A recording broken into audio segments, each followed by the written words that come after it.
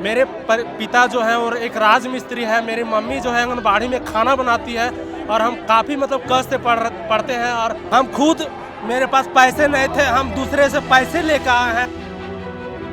Library में पढ़ रहे हैं तो न्यूज आ रहा है कि पेपर 15-15 लाख में, 25-25 लाख में बिक रहा है, मनोबल टूट जाता है। जेपीएससी चोर है, हेमंत सोरेन चोर है, हेमंत सोरेन चोर है, हेमंत सोरेन का सरकार चोर है।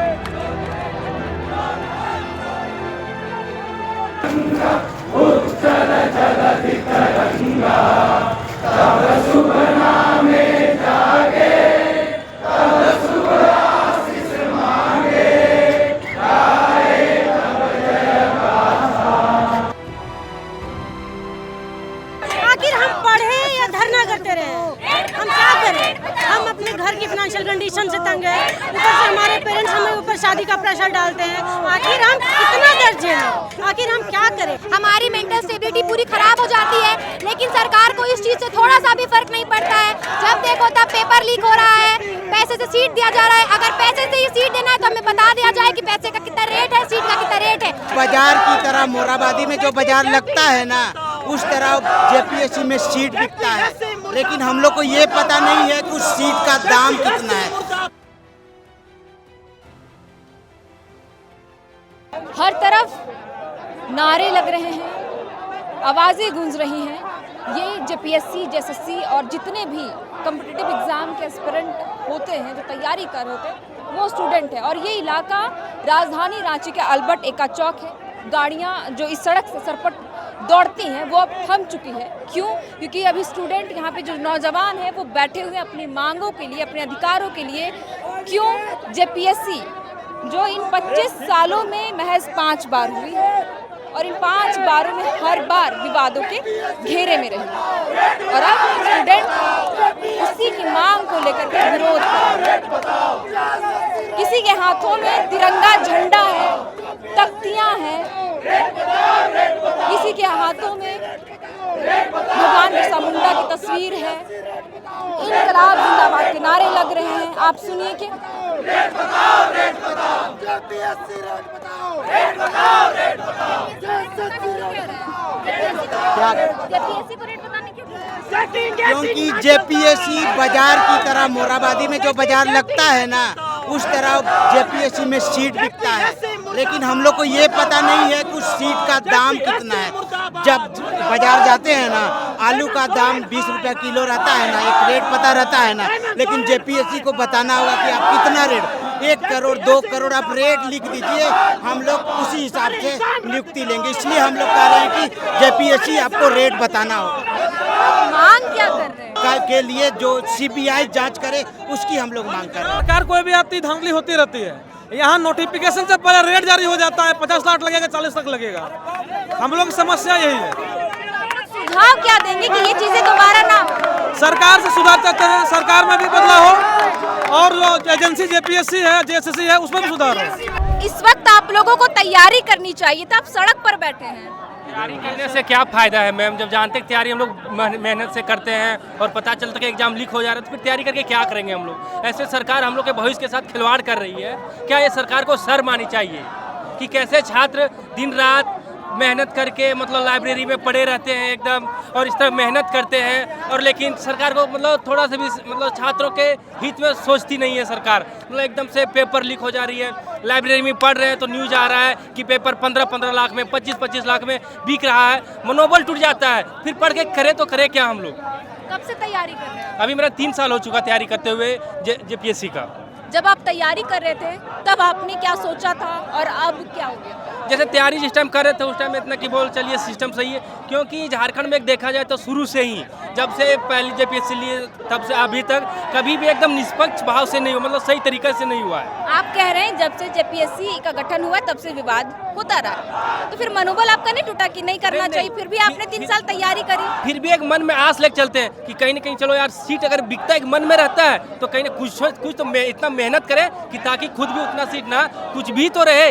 लेकिन अब मेहनत करते करते इतना मनोबल टूट चुका है कि जैसे लगता है कुछ नहीं हो पाएगा। इतना दिन रात मतलब सब ऐसे लगता है कि बेकार हो रहा है, जिंदगी अंधकार की ओर जा रहा है। तो ऐसे सरकार को मतलब एकदम से मतलब नहीं अपने मतलब इस्तीफा देना चाहिए अपने पद से। आप लोग एक साथ आए हैं? हम कोडरमा से आए हैं। अगर देखा जाए पूरे भारतवर्ष में तो सबसे घटिया सरकार यहाँ की है जेएमएम सरकार।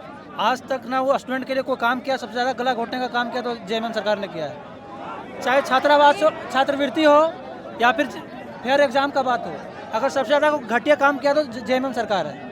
बाकी भी जितनी भी सरकार 14वीं सरकार चल रही है ना, 26 साल हो गए राज्य को, जितनी भी सरकार आई गई सभी सरकारों में जेपीएससी पर विवाद लगता है, तो आप कैसे कह सकते हैं सिर्फ एक ही सरकार पे? अरे सारी सरकार चट्टे बट्टे हैं, सब एक ही थाली के चट्टे बट्टे हैं। अभी तो आप कह रहे हैं कि सिर्फ जेएमएम की सरकार में, जेएमएम सरकार हो या बीजेपी की सरकार हो, नीट का परीक्षा को देख ही रहे हैं क्या हुआ है। सो सेंट्रल गवर्नमेंट है ना यहाँ पे भी इंडिया गठबंधन की सरकार है, यहाँ पे भी वही हो रहा है। छात्रवृत्ति नहीं मिल रहा है, लोग पढ़ना छोड़ रहे हैं। तो आप किस मुद्दे के साथ यहाँ पर आए हैं? मुद्दा अगर देखा जाए तो मल्टीपल मुद्दा है।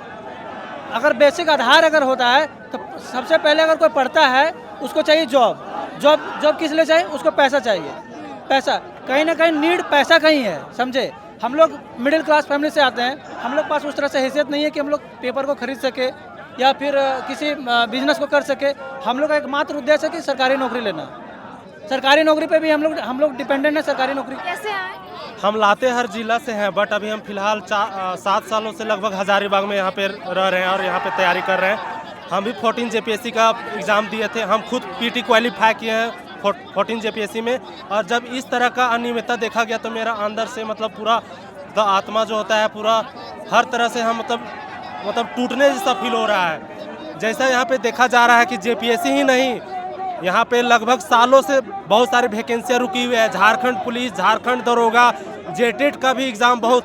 आपने कौन सी परीक्षाएं अब तक दी है? जेपीएससी सिर्फ मेरा पहला अटेम्प्ट था जेपीएससी इस बार था, और इसी में इस तरह का धांधली देखा गया। हम खुद मतलब 3 साल हम यूपीएससी का तैयारी किए हैं, लेकिन हम पहला मतलब अपना झारखंड में मतलब रह रहे हैं, तो इस थ्रू हम सोचे कि हम पहला अपना मतलब झारखंड का जो भी है प्रशासनिक सेवा उसका हम परीक्षा देते हैं। और उसमें परिवार वाले क्या करते हैं? मेरे पिता जो है और एक राजमिस्त्री है, मेरी मम्मी जो है आंगनबाड़ी में खाना बनाती है, और हम काफ़ी मतलब कष्ट से पढ़ते हैं। और इसका जब हम लोग का मेहनत का सम्मान नहीं किया जाता है झारखंड जैसे राज्य में, तो एक युवा का है सो अंदर से उसका मतलब धीरे धीरे उसका है सो मनोबल टूटने लगता है।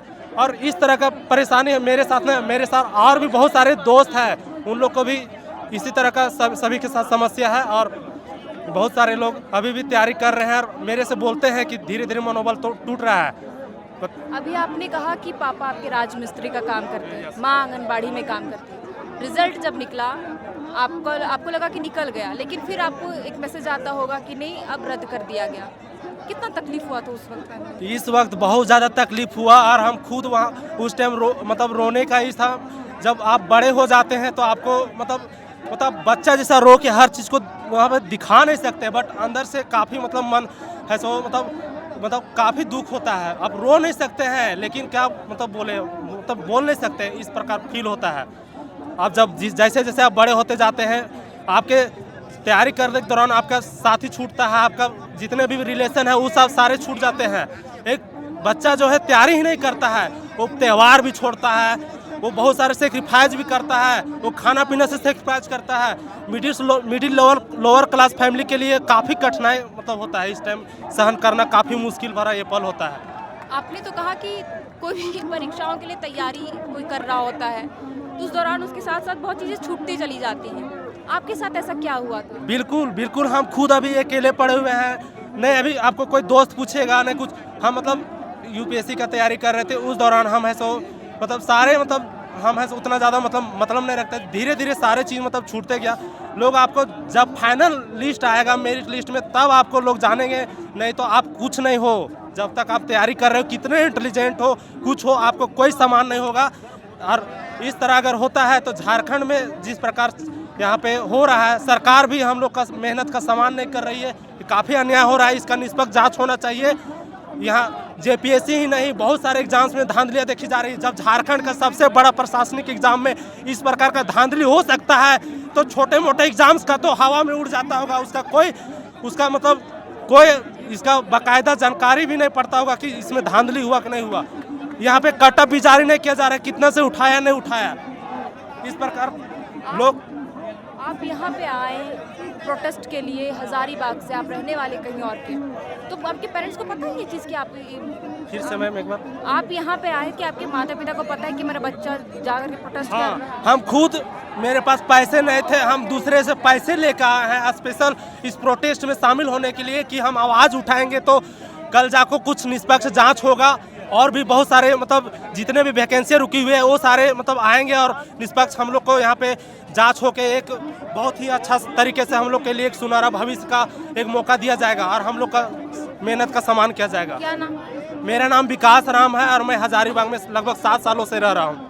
तो ये विकास थे जिन्होंने बताया कि वो किस परिस्थितियों से गुजरते हुए यहाँ तक पहुँचे हैं, किसी से पैसे मांग करके, यानी कि वो किराए के पैसे से इस प्रोटेस्ट में शामिल होने आए ताकि जो मांग है, जिस चीज़ से गुजर रहे हैं, सरकार इनकी आवाज़ सुने और इनके बारे में सोचे, ताकि ऐसे कई स्टूडेंट्स हैं जो बहुत बुरे परिस्थितियों से गुजरते हुए तैयारी करते हैं एक अदद सरकारी नौकरी, एक अफसर बनने के लिए, लेकिन इस तरीके की धांधली होती है तो उनका मनोबल कहीं ना कहीं टूट जाता है। जेपीएससी स्टूडेंट तो प्रोटेस्ट कर रहे हैं, लेकिन इस प्रोटेस्ट में जेनजी भी दिखाई पड़ रहा है। यहाँ पे देखिए कि जो युवा है वो भी नारे लगा रहे, अपनी मांगों को लेकर के प्रोटेस्ट कर रहे हैं। क्या ऐसी हाय हाय कब से तैयारी कर, क्या नाम हुआ? मैं 6-7 साल से तैयारी करूँ। मेरा नाम दिव्या है। मैं झारखंड के एग्ज़ाम से तंग आ चुकी हूँ। एग्ज़ाम लेने के लिए हम लोग को धरना प्रदर्शन करना पड़ता है, एग्ज़ाम का रिजल्ट निकलवाने के लिए करना पड़ता है, एग्ज़ाम होने के बाद इसका आप कट ऑफ जारी करो इसके लिए करना पड़ता है। आखिर हम पढ़े या धरना करते रहे, हम क्या करें? हम अपने घर की फाइनेंशियल कंडीशन से तंग है, ऊपर से हमारे पेरेंट्स हमें ऊपर शादी का प्रेशर डालते हैं। आखिर हम कितना दर्द झेलें? आखिर हम क्या करें? हम पढ़े, अनशन करें या अपने एग्जाम्स पे फोकस करें? क्या करें? हम तंग आ चुके हैं इन अनियमितताओं से। आखिर जेपीएससी जैसे कमीशन ये अकाउंटेबिलिटी क्यों नहीं लेती है कि हम छात्रों का बिल्कुल निष्पक्ष तरीके से सारा एग्जाम कंडक्ट करवाएंगे? आखिर अकाउंटेबिलिटी गवर्नमेंट क्यों नहीं लेना चाहती? और हमारी इस प्रदर्शन के द्वारा यही मांग है कि गवर्नमेंट निष्पक्ष एग्जाम ले। एक लड़की होने के नाते तैयारी कर रहे होते हैं सालों से, फैमिली का प्रेशर कैसा होता है, पढ़ाई का प्रेशर कैसा होता है?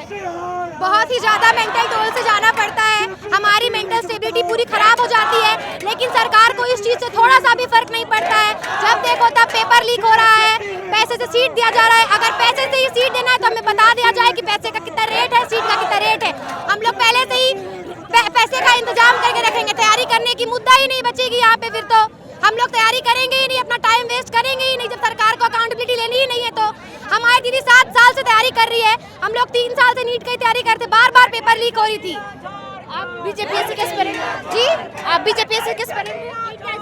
नीट के एस्पिरेंट है हम दोनों, हमारी जेपीएससी एस्पिरेंट है जी। हम लोग हमारी दीदी को सपोर्ट करने के लिए आए हैं। हम लोगों को सरकार से अकाउंटेबिलिटी चाहिए, सिस्टम को बस सही करो, हर चीज क्लियरली लो बस। आज जो भी एग्ज़ाम होते हैं 2018, 19, 20, 21, 22, 18 में नोटिफिकेशन जारी होता है, एग्ज़ाम्स होते हैं 19 में, फिर उसको एग्ज़ाम कंडक्ट भी होता है, फिर उसकी कोई जानकारी नहीं होती है कि हमें एग्ज़ाम का क्या हुआ। मगर एडमिट कार्ड 1 मिनट पहले आ रहा है, ये कैसी एग्जाम है बताइए? फिर अचानक से पता चल रहा है कि एग्ज़ाम को रद्द कर दिया गया है और नई नियमावली सरकार बना रही है, जिसके लिए हमें फिर से सारे चीज़ें फिर से करनी पड़ेगी, ऑनलाइन एग्जाम फिर से भरना पड़ेगा, सब कुछ करना पड़ेगा। तो हम कितनी बार तैयारी करें? एक बार टूटने के बाद दोबारा खड़े होने में बहुत साहस की जरूरत पड़ती है। तो ये इनकी बहन है जो पिछले 6-7 सालों से जेपीएससी जैसे परीक्षाओं की तैयारी कर रही थी, लेकिन जिस तरीके से अनियमितताओं की शिकायत मिलने के बाद मनोबल टूटता है तो लिहाजा सड़क पर छात्रों को करना पड़ता है। और ये दोनों उनकी बहनें हैं जो उनकी सपोर्ट में आई है कि सरकार हमारी बातें सुने।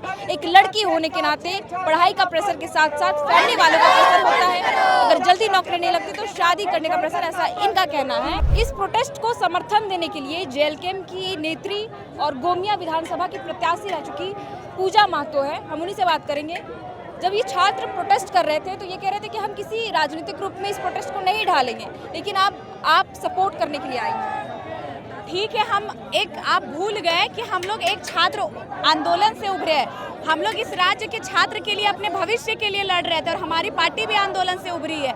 तो हम लोग खुद भी अभी बहुत सारे हमारे खुद सुप्रीमो स्टूडेंट है, तो जब स्टूडेंट की बात आएगी तो हम मौन रहेंगे क्या? ये लोग तो राजनीति करते हैं, क्योंकि वर्तमान में जो सरकार है वो उनके साथ साथ पूर्व में जो सरकार थी, फर्स्ट जेपीएससी लेकर आज 14वीं, हम आज एक नेत्री के रूप में नहीं आए हैं, एक छात्र, इस राज्य के छात्र होने के रूप में आए हैं। आप बताइए, मेंस के एग्जाम को आप स्थगित कर दिए, कैंसिल नहीं किए, और जो प्री के एग्जाम में अगर गड़बड़ी पाई गई तभी आप मेंस के एग्जाम को स्थगित किए, तो उसको आप कैंसिल क्यों नहीं किए?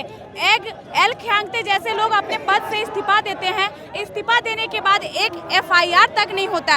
वैसे लोग, उनके घर से बहुत सारे स्टूडेंट के एडमिट कार्ड पाए गए, फिर भी जांच नहीं होती है। JSSC का जांच तो चल रही, CID जांच तो चल ही रही है। देखिए दीदी, और भी एग्जाम में जो JPSC के एग्जाम में घोटाले पाए गए हैं, उसमें भी CID जांच हुई है क्या? आज तक रिपोर्ट आया? कोई जांच का 10 साल हो गया, कोई जांच का 15 साल हो गया, और आज तक रिपोर्ट नहीं आया। क्योंकि जो सरकार में बैठे लोग हैं, कोई उनके भाई है जो गड़बड़ी में जॉब कर रहे हैं, कोई उनकी बहन है, किनकी पत्नी है। ये तो पिछली सरकार जो बीजेपी की सरकार रही है, उस वक्त ये आरोप लगे कि रिश्तेदार, सखी संबंधी जो थे उनको नौकरियां दे दी गई थी।